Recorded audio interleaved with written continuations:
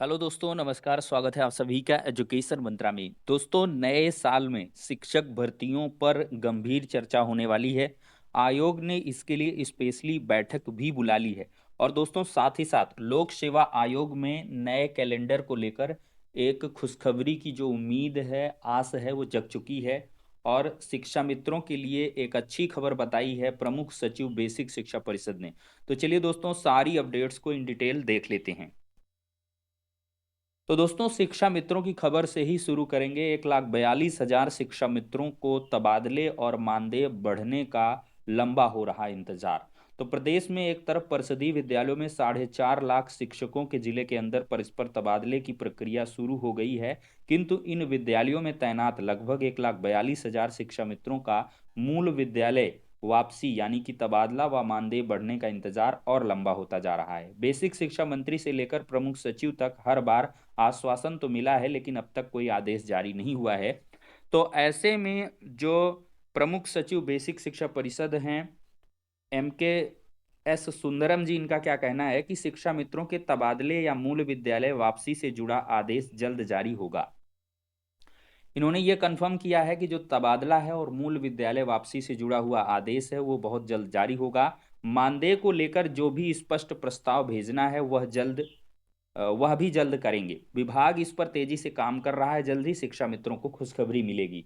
तो प्रमुख सचिव की तरफ से एक बार फिर से बड़ा आश्वासन देखने के लिए मिला है। इसमें तबादला, मूल विद्यालय वापसी और मानदेय को लेकर स्पष्ट तरीके पर चीजों को बताया गया है। तो यहां से उम्मीद लगाई जा सकती है कि नए साल में शिक्षा मित्रों को कुछ मानदेय बढ़ोतरी का लाभ जरूर मिलेगा। दोस्तों, यहाँ पर शिव कुमार शुक्ला, प्रदेश अध्यक्ष, उत्तर प्रदेश प्राथमिक शिक्षक संघ का कहना है कि हमारी कई बार बेसिक शिक्षा मंत्री और विभाग के प्रमुख सचिव से मुलाकात और वार्ता हुई है। इसमें हमें हर बार सकारात्मक कार्रवाई का आश्वासन मिला है, किंतु अभी तक मूल विद्यालय वापसी, मानदेय बढ़ाने आदि पर कोई आदेश जारी नहीं हुआ है। इस पर जल्द जारी आदेश किया जाना चाहिए। तो उम्मीद है कि जल्द जारी हो जाएगा ये आदेश। दोस्तों, दूसरी बड़ी खबर है, एक वर्ष बीता, अर्हता के विवाद में फंसी रहीं कई भर्तियां। उत्तर प्रदेश लोक सेवा आयोग की अगर बात करें तो LT ग्रेड प्रवक्ता, असिस्टेंट प्रोफेसर और BEO भर्ती का विज्ञापन नहीं जारी हो सका। स्क्रीनिंग परीक्षा नियमावली और 2 चरणों में परीक्षा संबंधी प्रस्ताव को मंजूरी का इंतजार अभी भी है। तो दोस्तों, देखा जाए तो उत्तर प्रदेश लोक सेवा आयोग में जो एलिजिबिलिटी क्राइटेरिया का विवाद है, वो लगातार लंबा चलता रहा। 2024 में जो कैलेंडर जारी हुआ था, उसमें LT ग्रेड शिक्षक भर्ती, प्रवक्ता भर्ती, असिस्टेंट प्रोफेसर भर्ती, खंड शिक्षा अधिकारी यानी कि BEO की वैकेंसी की जो स्पष्ट डेटें हैं, वो निकल के नहीं आई थी। और ऐसे में 2024 से 2025 आ चुका है। और ऐसे में देखा जाए तो 1 साल का लंबा इंतजार अभ्यर्थियों को करना पड़ा। दोस्तों, राजकीय डिग्री कॉलेजों में असिस्टेंट प्रोफेसर भर्ती के लिए स्क्रीनिंग परीक्षा नियमावली को शासन से अनुमोदन मिलने का इंतजार था। LT ग्रेड शिक्षक भर्ती में समकक्ष अर्हता का विवाद तो दूर हो गया, लेकिन परीक्षा 2 चरणों में कराए जाने संबंधी प्रस्ताव शासन में ही अटका रह गया। तो इन सभी भर्तियों के लिए आयोग को साल भर पहले ही अधियाचन मिल चुके थे, मगर अर्हता का विवाद समय से दूर हो जाता व अन्य प्रस्ताव शासन से अनुमोदित हो जाते, तो यह सभी भर्तियां समय से शुरू हो जाती। तो दोस्तों, नए साल की शुरुआत हो गई है और जल्द ही आयोग नया परीक्षा कैलेंडर जारी कर सकता है। और दोस्तों, अभ्यर्थियों को उम्मीद है कि इस बार इन भर्तियों की परीक्षा तिथियों को कैलेंडर में जगह दी जाएगी। और पूरी तरीके से जो विश्वसनीय सूत्र हैं, वो ये बताते हैं कि इस बार इन सभी जो भी भर्ती के विज्ञापन हैं या परीक्षा तिथियां हैं, उनको जगह जरूर मिलेगी। और इसी वजह से थोड़ा सा कैलेंडर आने में लेट हो रहा है, लेकिन जनवरी मिड तक ये कैलेंडर आपके सामने जरूर होगा। दोस्तों, अगला बड़ा फैसला है कि कई बार चालान पर ड्राइविंग लाइसेंस निरस्त किया जाएगा। राज्य सड़क सुरक्षा परिषद की बैठक में मुख्यमंत्री योगी आदित्यनाथ ने निर्देश दिए हैं। 6 से 10 जनवरी तक स्कूलों में सड़क सुरक्षा कार्यक्रम होंगे और ओवरलोडिंग कतई बर्दाश्त नहीं होगी। इसे सीमा पर ही रोकने का आदेश दिए गए हैं और मोटरसाइकिल को से हटाए जाएंगे ऊंची आवाज करने वाले हार्न यानी कि साइलेंसर।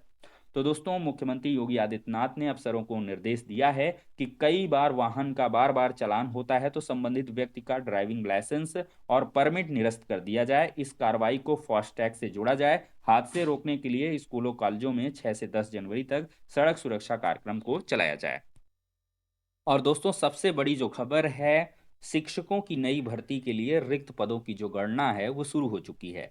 ऑनलाइन भर्ती प्रस्ताव भेजे जाने पर लिया जाएगा निर्णय। तो दोस्तों, प्राथमिक, माध्यमिक और उच्च शिक्षा में शिक्षकों के पदों पर नई भर्ती शुरू करने के लिए उत्तर प्रदेश शिक्षा सेवा चयन आयोग ने 4 जनवरी को संबंधित विभागों के निदेशकों की बैठक बुलाई है। इसके लिए विभिन्न रिक्त पदों की गिनती करा रहे हैं विभिन्न विभाग। तो देखा जाए तो सबसे इसमें आगे आया है माध्यमिक शिक्षा विभाग, जिसकी तरफ से गणना के संबंध में जो अधियाचन है उसको लिए जाने पर निर्णय। देखिए, बैठक में नई भर्ती शुरू करने के साथ ऑनलाइन अधियाचन भेजे जाने पर भी निर्णय लिया जाएगा। तो माध्यमिक के सुरेंद्र कुमार तिवारी ने सभी मंडलीय शिक्षा निदेशकों को पत्र जारी कर प्रधानाचार्य, प्रधानाध्यापक, प्रवक्ता, सहायक अध्यापक, लिपिक, चतुर्थ श्रेणी सहायक अध्यापक के रिक्त पदों की जो गणना है उसको करने के निर्देश दिए हैं, और साथ ही 31 मार्च 2025 तक सेवानिवृत्त के कारण रिक्त पदों को भी मतलब इस गणना में जोड़ने के लिए कहा गया है। तो मतलब साफ है कि माध्यमिक विद्यालयों में जो 31 मार्च 2025 तक खाली पद होंगे, यानी कि जो रिटायरमेंट वगैरह के हैं, उन सबको ऐड ऑन करके आपको नई वैकेंसी देखने के लिए मिलेगी। तो दोस्तों, इसमें टीजीटी पीजीटी की वैकेंसी आपको देखने के लिए मिलेगी। और साथ ही साथ सूत्रों का कहना है कि पोर्टल पर अधियाचन किस प्रकार से किस प्रक्रिया के तहत भेजा जाएगा, बैठक में इस पर भी चर्चा किया जाएगा। और शिक्षा सेवा चयन आयोग के सचिव की ओर से पूर्व में संबंधित विभागों को पत्र भेजकर रिक्त पदों का अधियाचन मांगा जा चुका है। आयोग महाकुंभ के बाद प्राइमरी से उच्च शिक्षा तक नई भर्ती शुरू करने की तैयारी में है। तो देखिए, इसमें दोस्तों क्या है, प्राइमरी की भी लगातार बात आ रही है कि प्राइमरी यानी कि बेसिक, माध्यमिक और उच्च शिक्षा तीनों विभागों में भर्तियां की जाएंगी। आगामी भर्ती परीक्षाओं के लिए आयोग ने पाठ्यक्रम का रिवीजन भी शुरू कर दिया है, और साथ ही अर्हता संबंधी विवादों को भी दूर किया जा रहा है, ताकि भर्ती प्रक्रिया शुरू होने के बाद कोई बाधा नहीं आए। वहीं दूसरी ओर आयोग फरवरी में असिस्टेंट प्रोफेसर के 1017 और अप्रैल में टीजीटी पीजीटी के 4163 पदों पर भर्ती के लिए परीक्षा कराने की तैयारी कर रहा है। ये दोनों भर्तियां 2.5 साल से लंबित पड़ी हैं, और 14 लाख से ज़्यादा अभ्यर्थी इसका इंतजार कर रहे हैं। तो दोस्तों, आज 2 तारीख हो गई है, कल नहीं तो परसों आपकी बैठक होगी, और जो जैसी अपडेट निकल के आएगी आप सभी को इस चैनल के माध्यम से प्रोवाइड किया जाएगा। लेकिन ये 4 जनवरी की जो बैठक है वो काफ़ी महत्वपूर्ण रहने वाली है। इसमें बहुत ज़्यादा क्लियरेंस आएगा कि प्राइमरी में वैकेंसी का क्या कुछ स्टेटस है, और माध्यमिक में और उच्चतर शिक्षा में क्या कुछ वैकेंसियां आएंगी।